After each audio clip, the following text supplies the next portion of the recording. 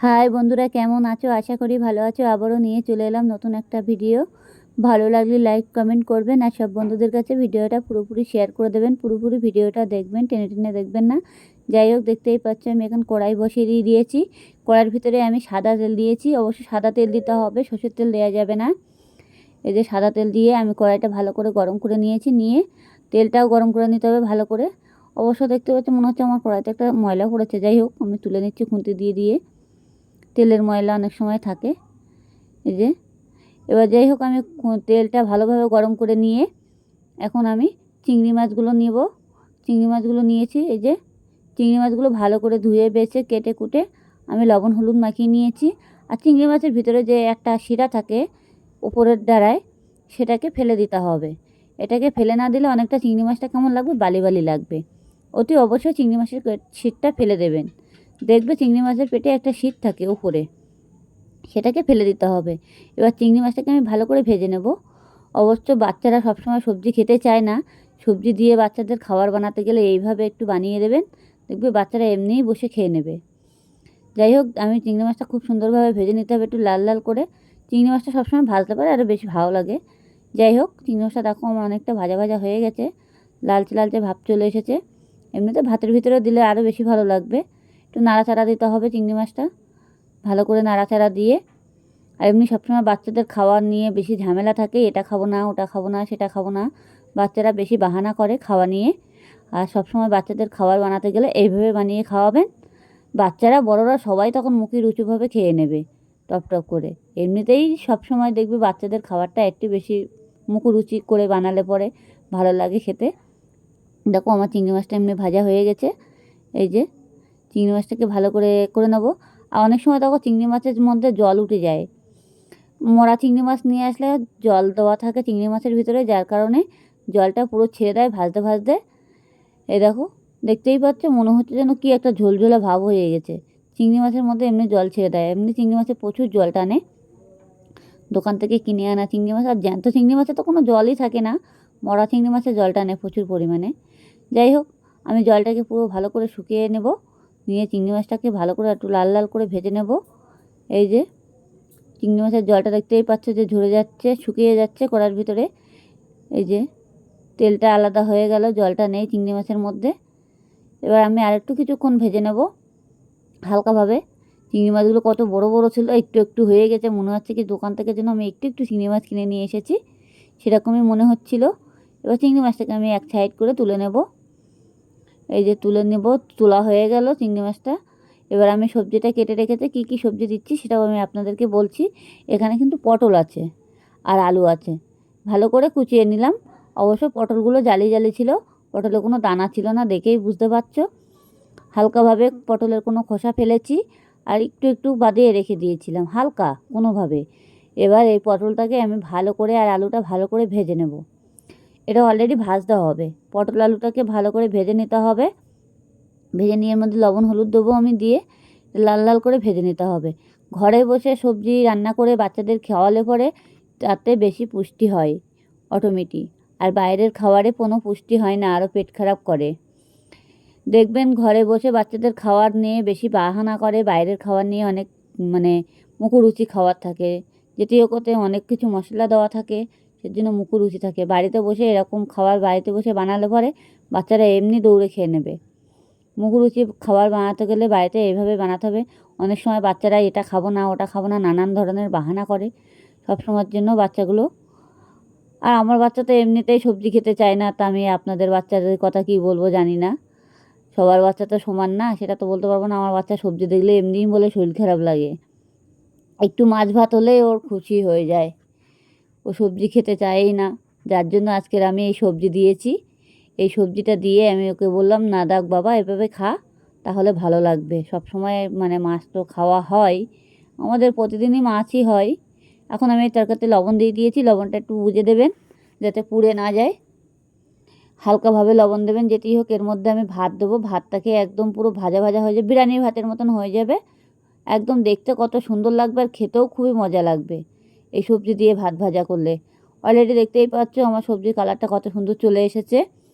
আর সবজিতে কিন্তু জল ছেড়ে দেয় সবজিটা, যেটি হোক আমি ধুয়ে রেখে দিয়েছিলাম তো, যার জন্য একটু জলজলা ভাব আছে। পুরো ভাজা করে একদম পুরো ঝুরো ঝুরো করে ফেলতে হবে। এবার আমি হলুদ দিয়ে দিয়েছি, হালকা একটু জিরের গুঁড়ো দেবো। এবার জিরের গুঁড়োটা দিতে হবে, অল্প করে দিতে হবে। যেটি হোক চিংড়ি মাছ দিয়েছি, আপনারা চাইলে ভাজা মশলাও দিতে পারো, অসুবিধে নেই। ভাজা মশলাটা দিলে পরে খেতেও খুবই স্বাদ হয় আর এত টেস্টি হয়। ঘরে বসে আপনারা এই রেসিপি একবার করে দেখুন, তাহলে বুঝতেই পারবে কত টেস্টি খাবার। যাই হোক, এটাকে গ্যাসটাকে একটু হালকাভাবে দিতে হবে, এতে পুরো জুড়ে দেওয়া যাবে না, নাহলে একটু পুড়ে যাওয়ার সম্ভাবনা থাকবে। যেটি হোক, আমার এখন একটু পেঁয়াজ আর লঙ্কা নিয়ে নেবো। এই যে আমি দিয়ে দিলাম। এটাকে আমি পুরো ভাজবো না, মানে এর সাথে হালকা ভাজতে হবে। আর লঙ্কাটা বাচ্চাটা যেমন খাবে তেমন দিতে পারো। এখানে আমার লঙ্কা আছে 4 পিস লঙ্কা আছে। যেটি হোক, আমি বেশি ফাড়িনি, মানে কোনোভাবে চিড়ে চিড়ে দিয়েছি। অনেক সময় বাচ্চারা লঙ্কা খেতে পারে না, সেজন্য আমি বেশি ছেড়ে দেয়নি। আপনারা যেমন লঙ্কা খাবেন তেমন দেবেন, অসুবিধা নেই। দেখতেই পাচ্ছি আমার পেঁয়াজটা এর সাথে হালকাভাবে ভাজা হয়ে গেল। অবশ্য পেঁয়াজটা আগে দেবেন না, পেঁয়াজটা আগে দিলে পরে তরকারিটা পুড়ে যাবে। এবার এটাকে অলরেডি নাড়তে হবে। গ্যাসটাকে আমি যেটি হোক বাড়িয়ে দিয়েছি, দিয়ে এটাকে ভালো করে নাড়ে পুরো ভাজা ভাজা করে ফেলতে হবে। যেমন আলু ভাজা করে তেমনভাবে ভাজতে হবে। দেখতেও কত ভালো লাগছে সবজিগুলো, আর একদম সবজিগুলো পুরো একদম আলু ভাজার সাথে পুরো ভাজা হয়ে যাবে। যাই হোক, এবার আমার যে চিংড়ি মাছটা ছিল ভাজা, সেটা আমি এখন ঢেলে দিচ্ছি সবজির ভিতরে। এই যে সবজির ভিতরে দিয়ে দিয়েছি। এটাকে আমি আবারও ভেজে নেব, খুব ভালো করে ভাজতে হবে। অলরেডি পুরোপুরি ভাজা হয়ে যাচ্ছে। আপনারা চাইলে সবজিটা কিছু তুলে নিতে পারো, নিয়ে ভাত দিয়ে খাওয়ার জন্য রেখে দিতে পারো, অসুবিধা নেই। কিন্তু এটার মধ্যে তো আমি সবজিটা এখন তুলবো না, যার জন্য এটার ভিতরে ভাত দিয়ে পোলাও ভাতের মতন অনেকটা ঝুরো ঝুরো করে ফেলবো। আর দেখতে কত ভালো লাগবে, আর খেতেও খুবই টেস্টি হবে। এত টেস্টি হবে, দোকানের খাবার খেলে রেখে এটা খেতে হবে অলরেডি। যাই হোক, এটাকে আমার ভালো করে ভেজে নিতে হবে খুব সুন্দরভাবে। দেখো অলরেডি ভাজা হয়ে গেছে। এরকম হালকা কড়ার মধ্যে একটু লাগতেই থাকবে, সেটা একটু খুন্তি দিয়ে হালকাভাবে তুলে নেবে। আর এটা লাগার কোনো ব্যাপার নেই, আর উঠানোই যাবে, অসুবিধা হবে না। যদি মনে করবে যে খুব পরিমাণে লেগে যাচ্ছে, তাহলে গ্যাসটাকে একটু কমিয়ে দেবে, তাহলে আর লাগবে না। দেখো আমার লঙ্কাগুলো কিন্তু এইভাবে গোটা রয়েছে, ফাটেনি। কিন্তু গোটা রাখতে হবে লঙ্কাগুলো, না হলে লঙ্কাগুলো বেশি ঝাল হয়ে যাবে, যে তখন বাচ্চাগুলো খেতে পারবে না, তখন ওই কান্নাকাটি শুরু করে দেবে। আপনারা চাইলে লঙ্কা একটু কমিয়ে দিতে পারেন। আর সবসময় মনে রাখবেন, লবণটা একটু হালকা কমিয়ে দেবেন, লবণটা বেশি দেবেন না, তাহলে ভাতের ভিতরে লবণটা বেশি দিলে পরে পোড়া পোড়া লেগে যাবে। প্রয়োজন হয় ভাতে হালকা লবণ দিয়ে দেবেন। এবার আমি ভাতটা নিয়ে নিচ্ছি। এই যে এই দেখেছো, আমি ঠান্ডা ভাত নিয়েছি। অবশ্যই ঠান্ডা ভাত নিতে হবে, বেশি গরম ভাত দেওয়া যাবে না। আমি ভাতটাকে এর ভিতরে দিয়ে দিয়েছি, দিয়ে এই যে বেশি গরম ভাত দেওয়া যাবে না। আমি এবার দিয়ে দিলাম ভাতটা, দিয়ে এবার এটাকে আমি ভালো করে ভাজতে হবে। অলরেডি সুন্দরভাবে ভাজতে হবে, যাতে কড়াইতে লেগে না যায়।